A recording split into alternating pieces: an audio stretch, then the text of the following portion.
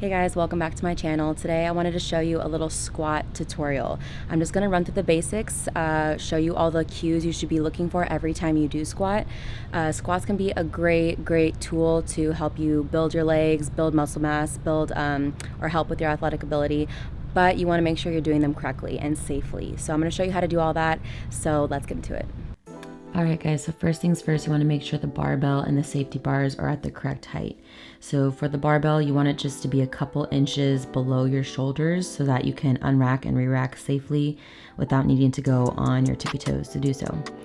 Also, the safety bars, or the two black bars sticking out of the bottom, you want those to be at the correct height. Also, those are for if you fail a rep, you can safely drop the bar. So you want that also to be 1 to 2 inches below the lowest part of your squat. So wherever the barbell, however low it goes when you go down, you want it to be about 1 to 2 inches below that so you can fail safely if you need to. Alrighty, and then once you get underneath the bar, you want to place it at the base of your neck on top of your traps.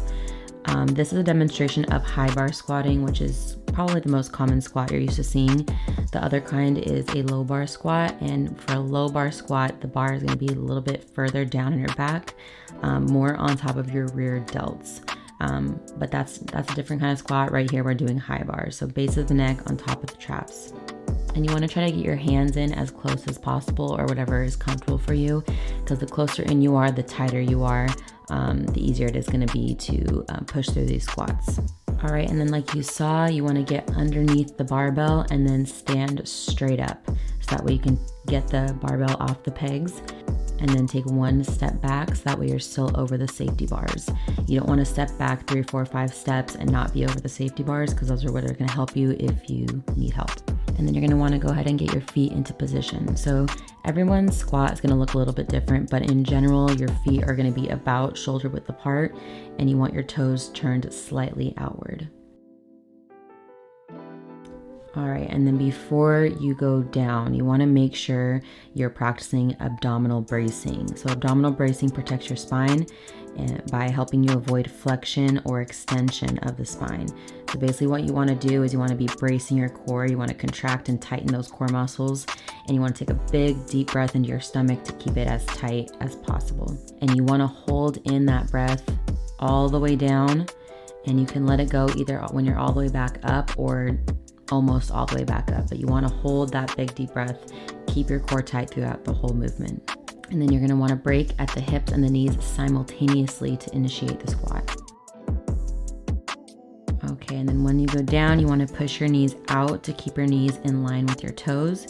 And you want to try to keep the weight distributed over the entire foot or mid-foot, because you want to avoid raising your heels or your toes at the bottom. You want to maintain a neutral spine, so again, no flexion or extension of the spine. You do that by keeping your core tight the whole way down. Keep your head in line with your back, so you don't want to be straining your neck by looking all the way up. And keep your shoulders back and down also. So all of these things are obtained by correct abdominal bracing.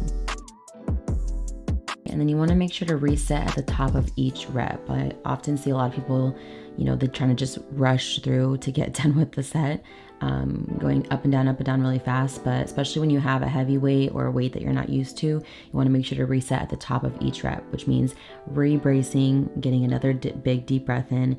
Don't just hold your breath for the whole time, because you're not going to be able to maintain that, and your core is going to get loose.